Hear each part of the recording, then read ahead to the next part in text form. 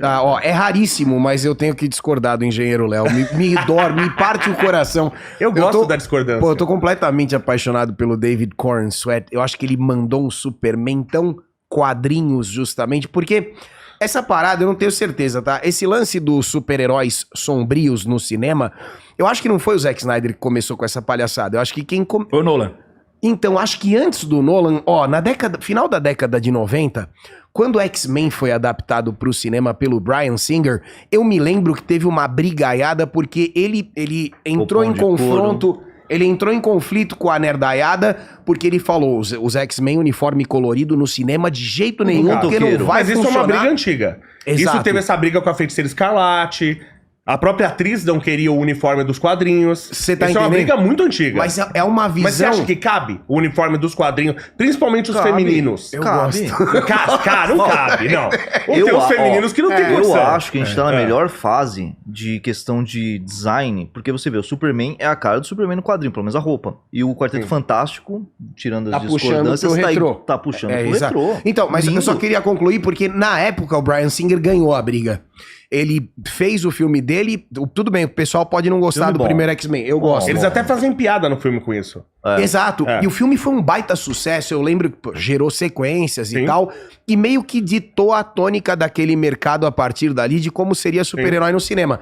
Eu acho que o Nolan e o próprio o Snyder, eles vêm depois trazendo algo parecido, mas essa coisa de pegar o quadrinhos, que originalmente a história em quadrinho Marvel DC... É infanto-juvenil mesmo, é pra molecada mais jovem. Então, depois a coisa vai engrossando. Mas aí como é que você faz, então, manter o uniforme original se você quiser jogar pra um filme uma vampirella, por exemplo? E aí? Mas aí você tá falando de um... Eu entendo. Entendeu, né? Perfeito. Mas, ó, né? A Psylocke mesmo dos X-Men. A Psylocke. E aí? Mas fizeram. Ficou bom.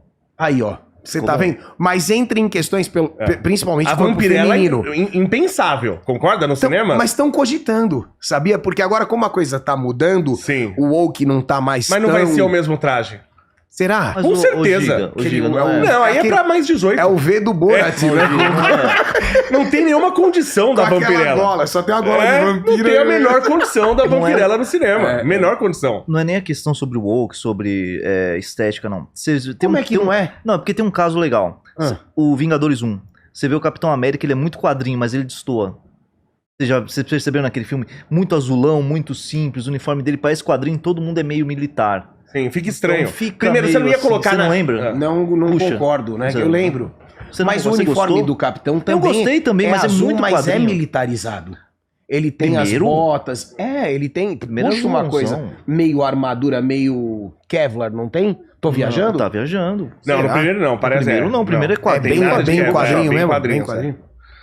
Eu tô falando besteira, então. É a cabeça de velho que vai traindo a gente. Que nota você dá pro Superman? 7, nota 7. Você tá vendo? Você não gostou... É um bom... Você não gostou do Superman beta, velho. Não é só porque... Ele é um emotivo. Entendeu? Não dá, cara. Não, eu achei muito Enzo como Clark Kent. Não gostei como Clark Kent. É um achei muito super emo. Mas bota realmente dentro de uns conflitos, porque é o seguinte, o que eu achei legal, várias coisas eu gostei no filme. Muitas coisas. Gostei, por exemplo, de se colocar o Lex Luthor. Por que o Lex Luthor é a ameaça que é? Não é só porque ele é inteligente. Ele é a ameaça que ele é porque ele é um psicopata. Psicopata, então, nasceu assim. Isso, então foi colocado ele como um psicopata. Isso, e não é louco. Como foi aquele do cara que fez o filme do Facebook. O Jesse Eisenberg. Isso. Ele, por exemplo, ele é louco. Ele aparece lá um louco, não um psicopata. Esse não, esse Lex Luthor, ele é psicopata, mas, ó, não louco. Esse Lex Luthor do Jesse Eisenberg tentou imitar o Coringa do Heath Ledger. Ficou ruim. É um negócio meio cacuete, assim. Mas aí não... Aí eu concordo que não tinha... Não funcionou. Não funcionou. E sabe o que é o legal do negócio do psicopata? Não porque tem. aflora uma coisa que tá na nossa sociedade, eu acho que tem umas críticas sociais... A crítica social foda, né? Tem umas críticas legais, porque é o seguinte, você tem um monte de gente que trabalha com ele, que não só trabalha com ele por causa do dinheiro, salário e tal. Os caras vibram com ele. É isso aí. A nossa sociedade, ela é cheia de psicopatas. Perfeito. Só que pra você levar essa psicopatia adiante, não adianta a psicopatia em si. Você precisa também, pra levar do jeito que se leva, senão você de cara vai ser preso, você precisa de carisma e de inteligência. Então, quando os psicopatas menores encontram um psicopata maior com carisma e inteligência, e eles acham quem seguir, aí surge o nazismo. Tá. Você entendeu? E isso é mostrado no filme. Os psicopatas menores, que são os burros, e via de regra esses psicopatas são burros. Tá. Esses menores. Eles acharam inteligente pra seguir o cara que dá condição pra eles de expor, de pôr pra fora toda a sua psicopatia. E isso que o cara é, que o Lex Luthor é no filme. É o cara que consegue, ele não tem funcionários, ele tem seguidores. A gente percebe no filme. O pessoal vibra com ele. Sim. Né? Então isso eu achei muito legal. Isso é verdade. A diferença do Lex Luthor de antes pra esse de agora é que o de antes era o seguinte. O Lex Luthor é careca, porque aconteceu lá a queda dos meteoros. Isso. A queda dos meteoros deixou a cidade doente. Perfeito. E ele estava lá no momento. E aí, por isso que ele perdeu os cabelos. Ok. Então, ele é marcado pela chegada dos meteoros, que trouxe também o Superman. Isso então, mesmo. ele tem essa ligação íntima com o Superman. Conexão. E a mesma situação, porque o Superman trouxe pra ele uma desgraça, mas ao mesmo tempo salvou a vida do cara. Sim. Que a gente vê lá no Smallville que, na verdade, o Clark era amigo dele e tudo mais, justamente porque salvou a vida dele. Só que aí desenvolve o assunto da seguinte questão. O Lex Luthor, ele queria saber de tudo, ele era obcecado pelo Superman, porque qualquer evento da vida dele tinha a questão do Superman. Então, o Superman poderia ser a chave pra ele conquistar o respeito do pai, a autoridade que ele tinha pra poder comandar o império das indústrias e tudo mais. Tudo isso tá envolvido com o Superman. Essa E simbiose, do outro lado né? tava o Clark, que era o melhor amigo dele, Sim. que falava pra ele, não sei o que, nananã. E essa relação de dois amigos que, na verdade, não são tão amigos, porque uma face é oculta, vai ser revelada lá na frente. Quando ele descobre, ele fala, então você mentiu pra mim esse tempo todo. E aí ele começa a perseguir o Clark, sabendo que ele era o Superman. E aí o negócio se desenvolve. Pra mim, essa era uma narrativa interessante. Tá. Entendeu? Tipo assim, é bem construída, tem todo um lado e foge do aspecto político. Ok. Social e etc. Foge dessa questão, o cara é psicopata e tudo mais. Mas agora, a gente vendo que o Lex Luthor tem seguidores, que as pessoas gostam dele, porque ninguém Isso. gostava do Lex. Sim. Esse era o problema, ele era solitário. Né? Até a empregada que trabalhou na casa não gostava dele. Tá. Entendeu? E todo mundo que se aproximava do Lex de alguma forma morria. E ele tinha aquela ideia de fazer os clones e tal. Então, assim, eu acho que é uma mudança muito grande também. Entendeu? Então agora a gente vai ter que conviver com Mas esse... pra melhor ou pra pior? Não Cara, sei. eu acho que assim, pra uma motivação pessoal, pior. Porque esse Lex que você tá descrevendo é o do Smallville, Sim. certo? Sim. Sim. Já existe uma questão aí também que o pessoal tá comparando, porque até então, o Lex ele já teve 8 ou 9 encarnações, né? Atores diferentes que interpretaram. E o Michael Rosenbaum, que é o do Smallville, é até hoje um dos mais queridinhos. O pessoal sempre elogia É ele. porque o pessoal acha que ele tá certo. E ele foi um excelente Lex Luthor, Foi. né? Mas sabe que... E ele tem o Volt foi o fio melhor, da pô. história completo, entendeu? Mostra ele de amigo pra rival e depois a questão não é nem o Lex Luthor, acima de tudo, né? Pois é. A gente chegou num ponto do irmão do Charlie Sheen, na série de Two and a Half Men, interpretar o Lex Luthor, né? Não sei se chegaram lá. Teve Né? isso. Nossa, é, teve, cara. Mas, ó, Mas eu vi ele, uma- antes de ser o Lex Luthor, ele era o sobrinho do Lex Luthor. O Charles não, o... Como é que chama o irmão do O Charles Alan. Harper? O Alan Harper, esqueci o nome do Alan, ator. Alan. O Alan. Ele, é, o no Alan. filme original, com o Christopher Reeve, que a gente nem pode chamar de original, ele era o sobrinho do Lex Luthor. Por isso que chamaram ele. Vocês não lembram dele? Olha que doideira, eu não Procura aí sabia. ver se acha a imagem dele aí, do Alan Harper. Procura o nome do ator. Alan Harper, Superman? Aí procura o nome do ator do Alan Foi Harper na e bota o Supergirl. nome dele, Superman. Você vai ver a imagem dele. Novinho. Tem não lembro, sério, acho que era o Superman 3, que ele era tipo um hacker, era uma coisa, não lembro qual que era, acho que não era o 3. Bom, mas não... Esquenta a cabeça. É, esquenta. Essa camada que você buscou aí, e eu achei incrível, a análise da psicopatia, ela não é uma camada que tá em primeiro plano. Você teve que fazer você teve uma sacada pra pegar isso aí.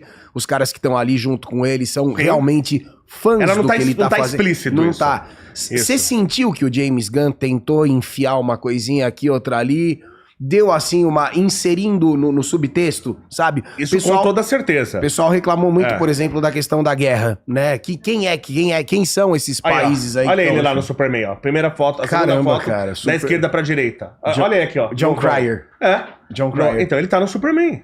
Por isso que chamaram ele. É igual o Lou Ferrigno, ele tá no filme do Hulk. Ele aparece vestido de policial recebendo uma pizza lá, uma coisa assim. É uma homenagem. É uma homenagem que faz ao cara porque ele participou do Superman. As séries da CW fazem muito isso, né? Isso. Agora, o que me incomodou, desculpa, o que me incomodou nesse Lex Luthor, porque assim, o Lex Luthor, ele já teve, pelos quadrinhos, e eu sou leitor de quadrinhos desde a década de 80, ele já teve muitos propósitos. Você também. Já teve muitos propósitos. Desde os mais imbecis. Porque eu sou muito novo, né? Desde os propósitos mais imbecis. Sim. Por exemplo, tinha... Por que o Superman... Tem uma história assim. Por que o Lex Luthor vira inimigo do Superman? Lex Luthor era um gênio, tá? Ele sempre foi um gênio. Nas histórias via de regra, ele é um gênio. E aí ele conhece o Superman. Ele vê o Superman, não conhece pessoalmente. E ele está tentando... E sabe da fraqueza do Superman. Então, como ele é fã do Superman, ele quer criar uma cura pra a falta de resistência à kryptonita do Superman. É isso que o Lex Luthor quer fazer. Perfeito. Não sei se vocês já viram essa história. Não. Aí tem um incêndio no laboratório do Superman, e aí o Superman chega lá e assopra tal, e quando ele assopra, ele faz uma mistura de gases, e isso contamina o Lex Luthor e ele perde o cabelo naquele momento. E aí, por ficar careca, ele fica com ódio do Superman, e ele fala, eu vou usar toda a minha inteligência para te destruir. Motivação estúpida, mas ela existiu. Até de motivações mais interessantes. O Superman, o Lex Luthor, ele é super inteligente, ele é um psicopata, só que ele é um ególatra, como esse também me parece. Sim. E ele quer ser o principal homem do mundo. Quando o Superman aparece, então se o Superman não existisse, isso acontece em quadrinhos, o Lex Luthor seria tipo o presidente do mundo. E ele apareceria, por mais que não fosse, ele apareceria como uma boa pessoa. Tá. Porque ele queria ser a pessoa mais adorada do mundo. É essa a motivação. Ciúmes. É uma das motivações. Quando o Superman aparece, é impossível pra qualquer ser humano ser o principal do mundo. Porque existe o Superman. Sim. E aí essa é a motivação. Tipo, essa é uma outra motivação. Essa é boa. Essa é boa. Eu acho essa boa. eu gosto. Essa é boa. Essa é boa. Qual é a motivação do Lex Luthor do Henry Cavill? Qual era a motivação? Inveja. Não tem motivação, é loucura. O cara, tanto que ele tá em contato lá com gente do outro planeta pra destruir o planeta dele. Ele vai morar onde, esse filho da puta? Mas você loucura. Você concorda que ele admite ser inveja. O texto, né, pelo menos a primeira camada do Nicholas Hoult fala, pô, mas você vai cometer suicídio por inveja? Mas não tá explícito. É loucura. Não tá explícito o Nicholas Hoult o que ele queria ali naquele filme. Mas ele fala que ele tem inveja. Mas... Não, ele fala, mas pra mim é uma desculpa. Sim. Entendeu? Porque o cara, ele tá muito coringa nesse filme. Ele quer acabar com tudo, ele quer ver o circo pegar fogo. Nós e o palhaço morrer queimado. Superman de 25 ainda. Do Superman do Henry Cavill. Ah, do Henry Cavill. Isso. Tá bom. A gente não vê motivação. Qual é a motivação do Lex Luthor? Ninguém sabe. Qual é a motivação desse Lex Luthor?